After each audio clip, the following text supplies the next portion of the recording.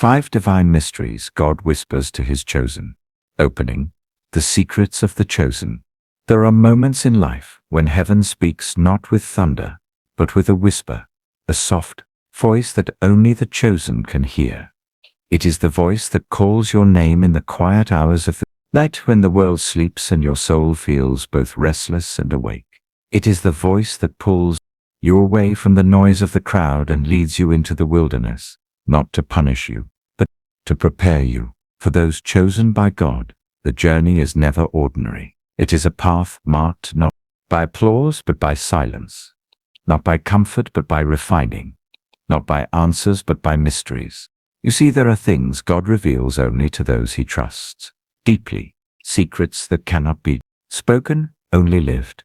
They are the whispers that shape destinies, the hidden fires that forge faith, the unseen battles that build strength. To be chosen by God is not to be favored for ease, but to be trusted with weight, the weight of purpose, the weight of calling, the weight of glory that few can carry. And before that glory is revealed, it must first be hidden, refined, and proven in the quiet places of the heart. Those who carry God's secrets walk a different road. They are misunderstood, often unseen, sometimes broken. Yet they keep walking, not because they understand everything, but because they trust the one who called them. They are the ones who learn to see beyond the appearances, to hear beyond noise, to believe beyond what makes sense. They walk by faith when sight fails them, and in their silence, heaven speaks louder than words. For the chosen, pain is not punishment, it is preparation. Waiting is not wasted time, it is sacred timing. The breaking is not the end, it is the beginning of becoming who they were meant to be. There are 5 secrets God teaches his chosen, 5 divine mysteries he whispers only to those who dare to walk with him through the valley before reaching the mountaintop. Each one reveals a deeper truth about trust, surrender, silence, waiting, and the hidden glory that lives within. These are not lessons to be learned once, but truths to be lived again and again, in the darkness and the dawn, in the fire and the calm, in the hidden and the revealed. For those who belong to him, every silence hides his hand, every shadow conceals his purpose, and every tear carries the reflection of his love. So if you have ever felt set apart, if you have ever wondered why your path seems harder, quieter, or longer than others, perhaps it is because you are among the few who carry something sacred. God does not call everyone to understand his secrets. He calls a few to embody them. And maybe, just maybe, that's why your heart still beats differently. Because heaven has whispered something to you that the world was never meant to hear. Part 1. The mystery of hidden preparation. When God works in the quiet, there is a truth many forget before God reveals something great through a person. He first prepares them in silence. No one sees it, no one praises it, yet in those unseen places, in the quiet, in the waiting, in what feels like emptiness and abandonment, God is doing his deepest chant work. David didn't become a king when he held a sword. He became one when he was alone, with sheep in the wilderness. Moses wasn't chosen in the glory of Pharaoh, Spalis, but in the barren desert where his name had been forgotten. Joseph didn't step into his purpose when he wore the coat of many colors, but when that coat was torn away, when he was betrayed, imprisoned, and left alone with God. There is a divine pattern woven into every story of faith. Before God lifts someone up, he first leads them low, not to humiliate them, but to teach them how to stand when the light finally shines. Those chosen by God often walk through seasons the world calls delay or detour, but in heaven's eyes, those are seasons of planting, because a seed cannot grow until it is buried in the dark, and that is the first mystery of the chosen, the mystery of hidden preparation. There will come a time when your life feels like it has stopped moving, when every door seems closed and every effort feels wasted, when heaven feels silent and your prayers echo without reply. You take a step, but the path disappears beneath your feet. And in that silence, your heart cries, God, why are you silent when I need you most? But if you listen closely, you still realize, in that silence, God is teaching you to walk by faith, not by feeling. He's building something inside you that's stronger than any miracle, a trust that remains even when nothing makes sense. The chosen are not formed in moments of clarity, but in moments of confusion, when they keep obeying without understanding. Think of David again. When Samuel anointed him king, he didn't receive a crown. He went back to the fields, back to solitude, back to tending sheep, back to waiting. If it were us, we might have asked, Lord, why would you call me? And then decide me. But that lonely field was David's sex classroom. It was there he learned to hear God's voice. It was there he fought lions and bears, so that one day he could face Goliath. It was there he discovered the strength of stillness and the beauty of humility. God hid David, not to shrink him, but to shape him for the weight of glory that was coming. Maybe that's where you are right now, hidden, overlooked, unseen. No one sees what you are doing. No one knows what you stirred carrying. Heaven feels quiet. But don't stare to mistake God's silence for his absence. You are not forgotten. You are being formed. The world builds loudly, but God builds quietly. The world celebrates speed, but God values depth. The world lifts those who shine, but God refines those who wait. If God has you waiting, it's not punishment. It's protection. He's shielding you from what you are not yet ready to carry. He's strengthening your roots before revealing your fruit. Because what grows too quickly often fades too soon. But what is formed in the dark will endure the light. There will be seasons when everything in you wants to move, to act, to prove yourself, to be seen, but God whispers, not yet. The hardest part of faith is not believing God can act. Believing he is acting, even when you can see it. Moses spent 40 years in the desert. Others it looked wasted. But those were the years God was shaping a deliverer. He wasn't lost. He was being trained. God doesn't look for the fastest. He looks for the faithful. He doesn't just choose the strongest. He chooses those who still listen when the world goes silent. Perhaps you are in your own wilderness right now, hidden, waiting, uncertain. But remember, being hidden by God is still being held by God. The hiding is holy. The delay is divine. Day when he opens the door, you still look back and realize every tear, every lonely night, every unanswered prayer was laying the foundation for something far greater than you imagined. When God prepares a heart, he is never in a hurry. What he sets building in you is not a temporary success, it's its eternal character. And that takes time, it takes fire, it takes silence. So if you are in a hidden season, don't just resist it. Let God work in the dark, because in the unseen, he sets forming the part of you that will last forever. A seed must be buried before it can bloom. And sometimes, being buried isn't the end of your story. It's the beginning of resurrection. Don't fear the quiet. Don't despise the waiting. Don't curse the hiddenness. The God who called you hasn't yet forgotten you. He's preparing you. And when the time comes, he will bring you into the light. Not as who you were, but as who he has been shaping you to become. Heaven always sees what the world cannot. Even now, your hidden season, God is writing your name into his story. And one day, everything he says done in secret will shine with his glory. Part 2. The mystery of sacred silence. When God speaks without words. There are seasons in life when you pray, yet heaven stays quiet. You search for a sign but find only stillness. You knock, and there seems to be no answer. And in that silence, your heart begins to tremble, wondering, Lord, are you still there? The silence of God is one of faith's deepest tests, because it confronts not just your fears, but the very foundation of your trust. When God speaks, it's easy to feel strong.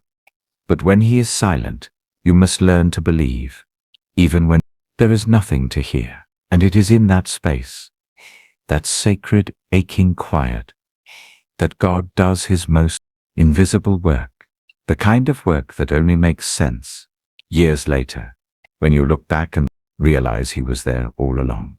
God is never silent because he has left. He is silent because he is working at a depth words cannot reach. His silence is not his absence. It is his presence in another form, a presence that requires stillness to perceive. Like a master sculptor, God sometimes pauses, not to abandon the clay, but to examine it, to see if the shape is ready for the next touch of his hand. In the silence, he isn't walking away. He stops waiting for you to stop struggling, to quiet your own noise, so that you can finally hear him not with your ears, but with your soul. There are prayers God doesn't answer immediately, not because he has rejected them, but because he is transforming the one who prays. There are things we beg him to take away, but he allows them to remain, because through them he is teaching us something no answer could ever teach: how to trust him in the silence. Sometimes we think we need a miracle, but what we truly need is a heart that rests in his love, even without one.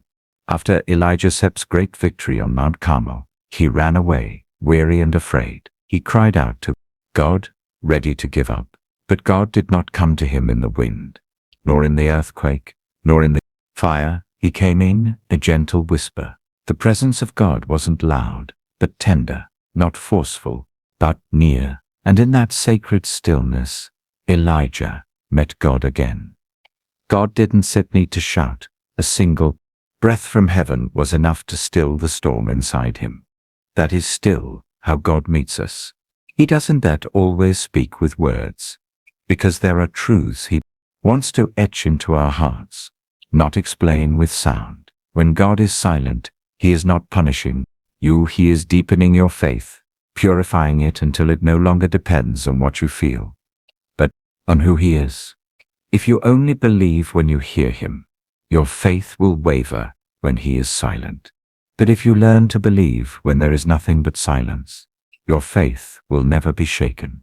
Again, sacred silence is the forge where God builds his strongest souls. He sets the place where he strips away everything you once relied on: emotion, certainty, control, until all that remains is him. It sets like a father teaching his child to walk. At first he holds the child's hands tightly, but eventually he lets go, not to abandon, but to strengthen. And in those trembling steps, the child learns something precious, that the father's love was never measured by the touch of his hand, but by the trust in his heart. Maybe you are in such a season now, where your prayers seem to bounce off the walls, where heaven feels distant and silent. But remember this: God sits. Silence is not a wall, it sits a doorway. It sits not rejection, it sits invitation. He is not far away. He is training your ears to hear his whisper, not just his thunder, because thunder shakes the crowds. But whispers are reserved for the ones who are close. And when you finally stop striving, when you stop fighting the silence and begin to rest in it, something beautiful happens. You begin to sense a peace that words can best describe, a quiet, knowing that he is still here. You won't hear him with your ears, but you will feel him in your spirit. You want to see him with your eyes, but you will recognize him in the calm that fills your head. And in that stillness, you will understand that God doesn't stay in you to speak to prove he is too near. True faith is not born in the moments when he speaks, but in the moments when he doesn't. Because silence teaches what words never could. It teaches you to listen with your heart. When you can believe in the stillness, when you can rest in the unseen, you have stepped beyond emotion into communion. You've entered the depth of trust that can weather any storm. So don't fear the silence. Don't run from unanswered prayers. Sometimes silence is the answer. God is refining your faith, making it steady, pure, unbreakable. He is teaching you that his love is not measured by noise or movement, but by his unchanging presence. And one day when you look back, you will see it clearly. Those silent seasons were not the times God was gone. They were the times he was nearest, because only in stillness can heaven speak its deepest truths. And in that moment, you will finally know the silence was never empty, was the place where God was closest. Part 3. The mystery of divine delay.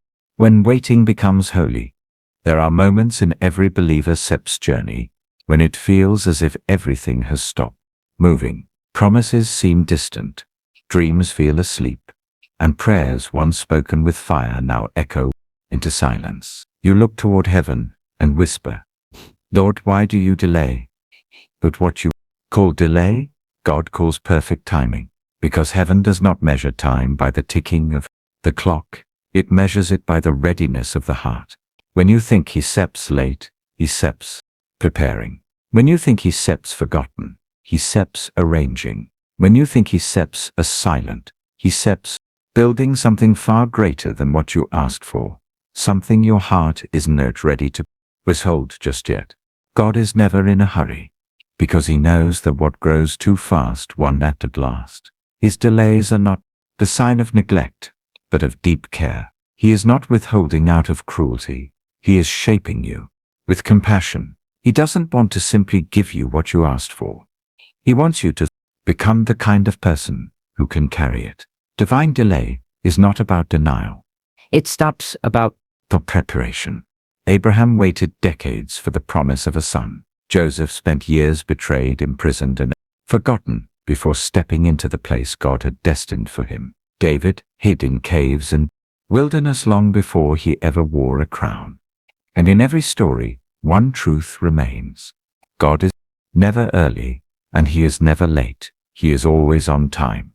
We often want to step straight into the promise, but God wants us to grow into it, because if it comes too soon, it becomes a burden instead of a blessing. If the foundation is not strong, the weight of his favor will crush what it was meant to sustain. And so in the waiting, God is training your heart, stretching your faith, refining your character. Easted's teaching you that trusting him matters more than receiving from him.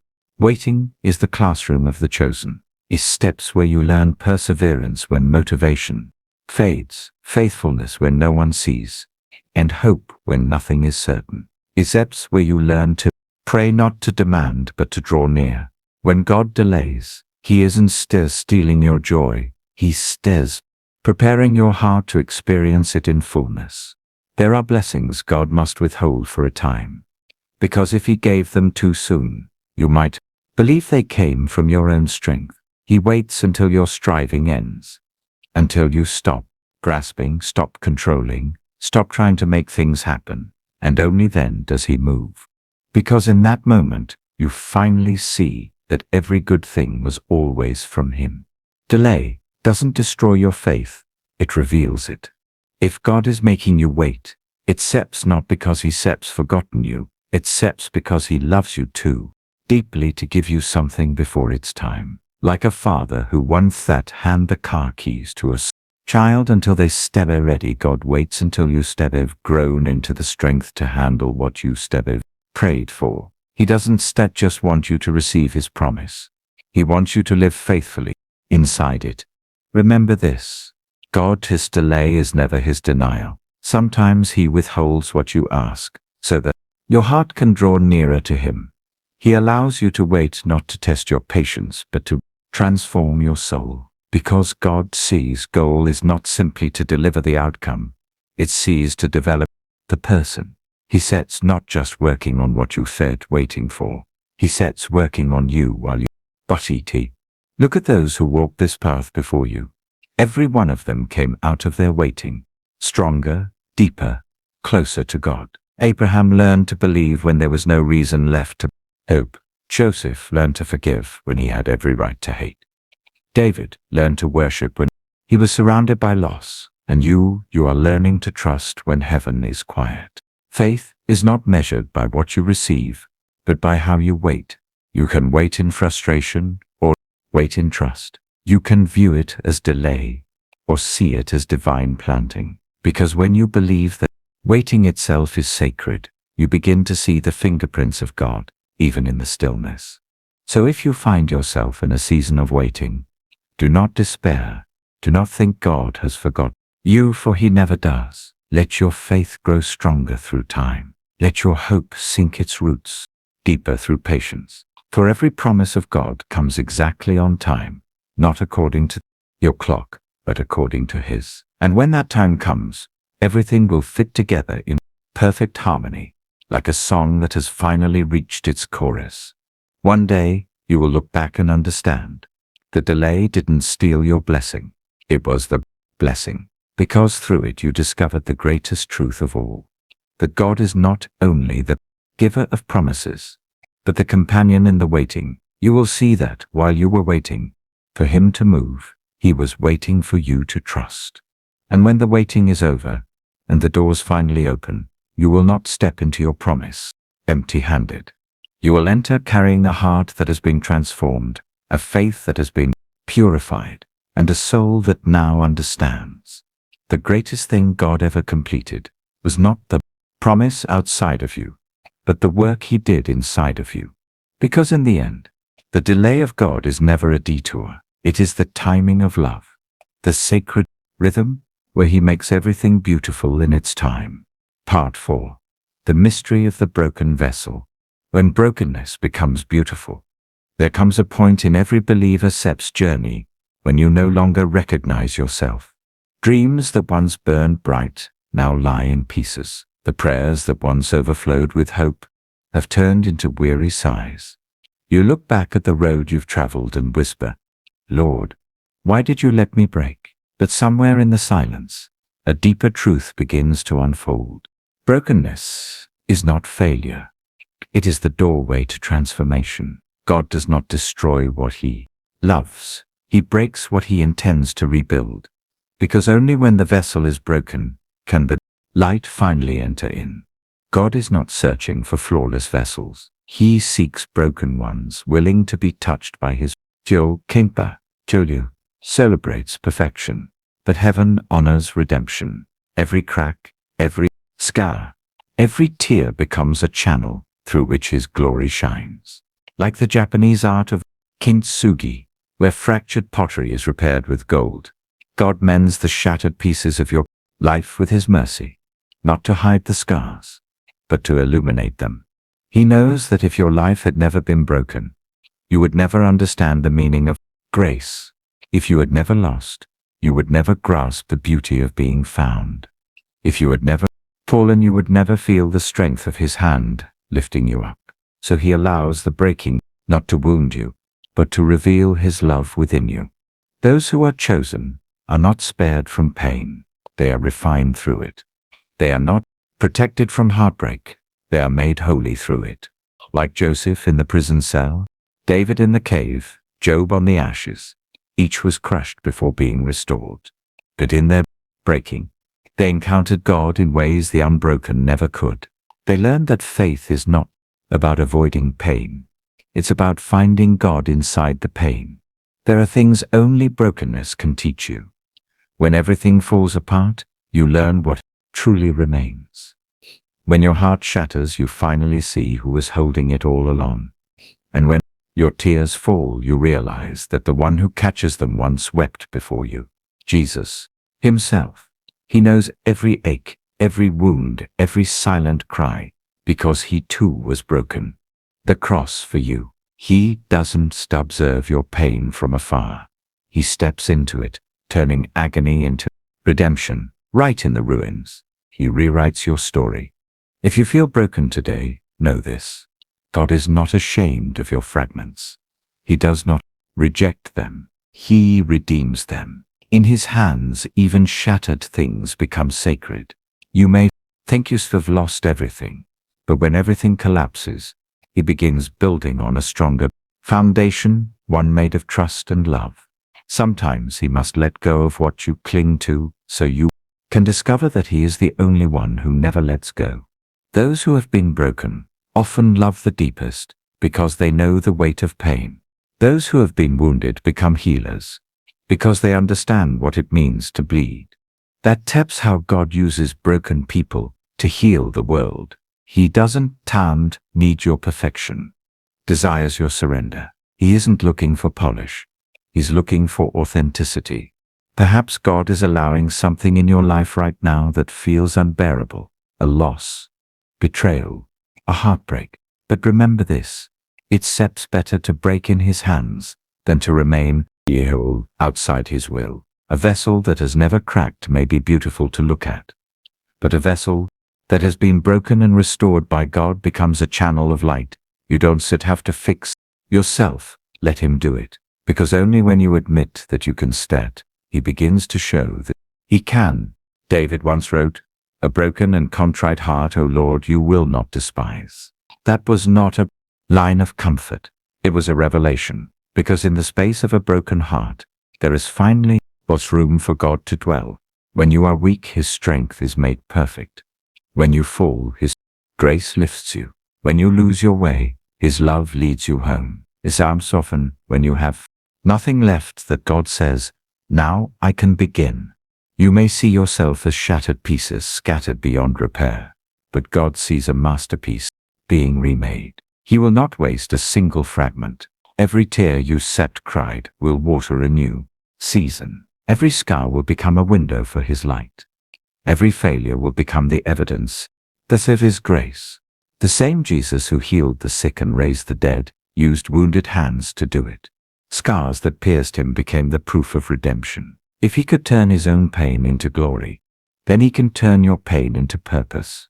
Your scars will not disfigure you, they will distinguish you, because through them, the world will no longer see your weakness. They will see the light of the one who lives within you. Sometimes we ask God to heal us, but instead, he chooses to be with us in the pain. Because some miracles aren't about escaping the storm. They are about surviving it with grace. Does not always fix the vessel right away. He teaches you to love it even while its steps crack. When you can still love in your brokenness, you've learned to love like him. Brokenness doesn't end your story. It begins a new one. In the breaking, you are reshaped. The tears, you are cleansed. In the loss, you are found again, not as who you once were, but as who God always saw in you. And when his light finally shines through the cracks, you understand your wounds didn't ruin you, they revealed you. They made you real, deep, luminous. So if you are breaking, don't fruit. If you are crying, don't fruit, be ashamed. If life feels like it fruits, falling apart, don't think for a second that God has left you. For even now, in the midst of your breaking, he is performing a miracle. Give him your fragments, and watch as he does what only he can do, turn brokenness into glory. The vessel that breaks in God's hands never loses its worth. It becomes holy. Part 5. The mystery of hidden glory. When God's light shines in secret. There is a wonder in the kingdom of God that the world cannot understand. True glory does not begin when light appears, but when darkness descends. In every journey of faith, God conceals his glory behind silence, behind waiting, and behind tears. To the world, glory is applause, recognition, and standing on the mountaintop.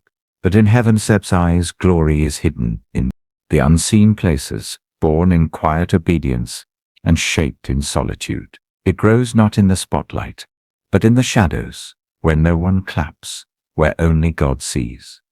It is in the hidden field that he forms kings, in the midnight hour that he whispers purpose, and in the wilderness that he engraves his image on the soul.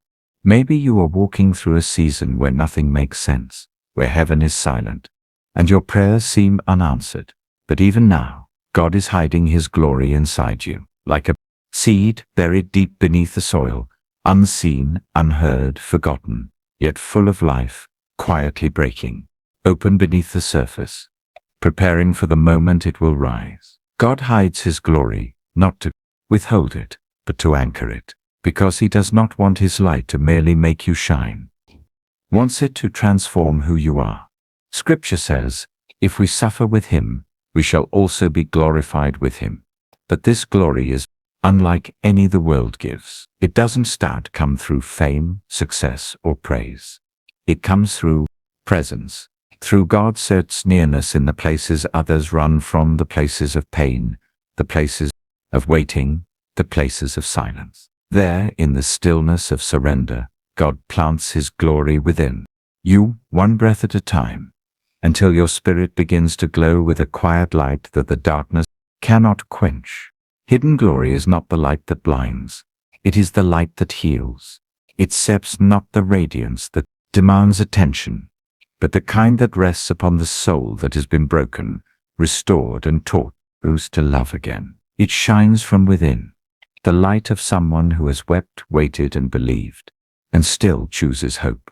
Jesus himself lived the mystery of hidden glory. For 30 years he walked the earth as a carpenter, unknown, unseen, uncelebrated. No crowds, no miracles, no stage. But in those 30 silent years his glory was being formed. It was being shaped not in fame, but in faithfulness. Not in noise, but in obedience. Not in applause, but in the still yes whispered to his Father every morning. And when the time came, that hidden glory was revealed, not on a throne, on a cross. The world saw defeat, heaven saw victory. The crowd saw suffering, the Father saw salvation. The world saw an end. Heaven saw the beginning of redemption. That is the mystery of hidden glory. It is born through surrender, revealed through brokenness, and crowned with love. True glory is never about making you known. It's about making God known. It doesn't lift you above others. It teaches you to stoop lower, so that his love can flow through you freely. Who carry true glory do not crave attention. They crave his presence. They don't seek stages. They seek stillness. They don't strive to be seen. They long to be used. And in that humility, heaven shines brighter through them than through any spotlight the world could offer. Sometimes God hides you, not because he has forgotten you, but because he is hiding you in his glory. Like Moses, whose face shone so brightly after encountering God that it had to be veiled, you are being prepared for something too radiant for this moment. God knows that premature light can blind, so he shelters you in shadow, not as punishment, but as protection. Hiddenness is not exile, it is incubation. When the time is right, his glory in you will emerge, naturally, not forced, not artificial, as light flowing from within. We often think God delays his glory, but the truth is, he is waiting until our hearts are strong enough to bear its weight. Glory has weight. It is not light. It demands humility, character, and surrender. If we have not been refined through silence, waiting, and breaking, that weight could crush us. But once the heart has been shaped, once the soul has been softened, once the spirit has learned to rest, then even when his glory remains unseen, you carry it as a quiet strength, as the fragrance of heaven itself. Hidden glory doesn't need to be proven. It only needs to be lived. It accepts the kind of glory that smiles in trial, stands in storms, forgives in pain, and still chooses love in loss. It stands not loud. It stands not loud. It stands not loud. Luminous. It doesn't demand attention. It draws it through peace. It steps the unexplainable calm in the one who has been through fire and still glows with gratitude. If you are in a season where no one sees you, take heart. God is covering you with his hidden glory. If you feel forgotten, know that he is wrapping you in a light the world is not yet ready to see yet. If you are walking in quiet obedience while others run ahead, remember, real light doesn't compete. It simply waits for its appointed time to shine. Glory is not being recognized by men. It's being known by heaven. It's not about standing out. It's about reflecting the one who stands above all. Those who carry true glory don't step into rooms to be noticed. They step into them carrying peace. Their eyes carry compassion. Their words carry grace. Their hearts carry light. They don't need to announce themselves because Heaven has already whispered their name. And one day, God will pull back the curtain. And the glory that has been hidden within you will be revealed. Not in noise, but in transformation. People will look at you and wonder how you endured, how you remained gentle in hardship, how you loved when life broke you. Will know it was His glory, living quietly inside you all along. True glory doesn't arrive after success. It grows through faithfulness. It doesn't appear when you win, it shines when you refuse to quit. It doesn't bloom when you are seen, it blossoms when you love in secret. That is the mystery. Heaven doesn't need a stage to shine. It only needs a heart that says, yes. So even if today you see no glory at all, believe it is there, hidden in your breath, your patience, your quiet prayers, your perseverance. Hidden glory doesn't promise that life will be easy, but it promises that every tear will matter, every weight will count, and every silence will speak heaven's truth. And when that day comes, when everything hidden is revealed, you will understand that all the silence, all the waiting, all the breaking was glory all along. The silence was glory, waiting was glory, the breaking was glory. Because true glory was never about being seen, was always about being transformed. The hidden glory of God is not meant to be displayed, it is meant to be lived. And when you live it, heaven shines through you. Part 6. The final revelation. When transformation becomes the true triumph. In the end, the chosen are not recognized by the light that surrounds them, but by the light that shines from within. They are not great because they have never been wounded, but because they allowed God to turn their wounds into strength. They are not honored because they conquered everything, but because they surrendered everything into His hands. And it is in that sacred moment, when they stop striving to prove their worth, that true glory appears, not loud, not dazzling, but gentle and holy, like the quiet breath of heaven upon the soul. The chosen understand now that every trial was never punishment, but preparation. Silence was a lesson. Every delay was an invitation to trust. Every breaking was the place where grace was born. Every season of hiddenness was a covering of love. And together, all these threads, the silence, the waiting, the tears, the crushing, weave into a divine symphony only heaven could compose. Every note leads to one single truth, the glory of God alive within the human heart. When they look back, they no longer see the years of pain as scars, but as fingerprints of God. They see that the very place they fell was the place He lifted them. The place they lost was the place He taught them what truly matters. The silence became the space where His voice grew clear. And the breaking, oh the breaking, became the first glimpse of light. The moment they realized they were never truly alone. Their faith is no longer fragile. It doesn't depend on signs or miracles. It is a mature faith, steady and sure, that believes even when heaven is quiet, that walks even when the path disappears, that trusts even when everything seems lost. They have learned that God never needed their strength, only their surrender. He never asked them to be perfect, only willing. He never demanded they never fall, only that they never stop coming back. Because for those who belong to Him, weakness is not the end. It is the beginning of grace. And now they see, true glory is not found in thrones or triumphs or praise, but in the presence of God Himself. It is to stand in the storm and still know peace. It is to weep and still hold hope. It is to lose and yet still whisper, it is well. The chosen no longer crave recognition, because they know their names were known by God before the world began. They no longer chase approval, because they have already been accepted in their weakness. They no longer fear the dark, because they have discovered that light is born there. And they no longer dread the silence, because they have learned to hear His voice within it. They walk now, not seeking comfort, but faithfulness. They no longer pray for the path to be easy, they pray for hearts that endure. They no longer ask to escape the fire, they ask for His presence within it. They understand that glory is not found in avoiding pain, but in walking through it and still choosing love. And one day, when God opens their eyes to see the full picture, they will realize that not one moment was wasted. Every pain had a purpose. Every tear was counted. Every delay carried meaning. Every silence contained a promise. Every breaking hid a coming glory.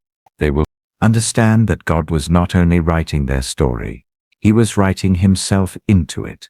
As they move through the seasons, calling, silence, waiting, breaking, hiddenness, they finally see that the greatest gift was never the fulfillment of the promise, but the relationship formed in the waiting. God didn't just want to give them something, He wanted to give them Himself. And when they found Him, they found everything. Then, in the quiet dawn of understanding, they realized something beautiful.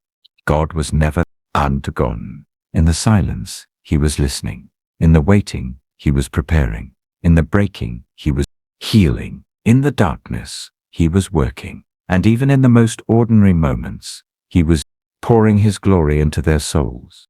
The chosen now walk not with trembling hearts, but with peaceful ones. They know that the journey was never about reaching something, but about becoming someone. They no longer fear the storm, because they know God is the calm within it. They no longer chase the light, because they have discovered the light is already within them. And as they look back, they smile, not because everything was easy, but because everything was meaningful. What once seemed small now reveals its miracle. What once seemed silent now echoes with His voice. What once seemed broken now shines with redemption. What once seemed like an ending now glows with eternity's beginning. That is the final secret of the chosen. A secret no one can understand until they have walked with God through darkness. That true glory is not found outside of you, but within the surrendered soul. And when your heart aligns with heaven's will, nothing, not fear, not pain, not time can separate you from His love. Because in the end, the chosen are not the ones who do great things. They're the ones who learn to love deeply, to trust completely, and to remain faithful in the smallest moments. For in God's eyes, glory is not measured by brightness, but by depth, not by noise, but by breath, not by applause, but by presence. And so the journey ends, not with a shout, but with peace, not with triumph, but with transformation, not with answers, but with understanding. Understanding that though the world changes, though seasons fade, though light comes and goes, God remains, and His glory continues to shine, not from the heights of power, but from the quiet souls who have learned to, as you tell in love. For those who are chosen, the journey never ends in triumph. It ends in transformation.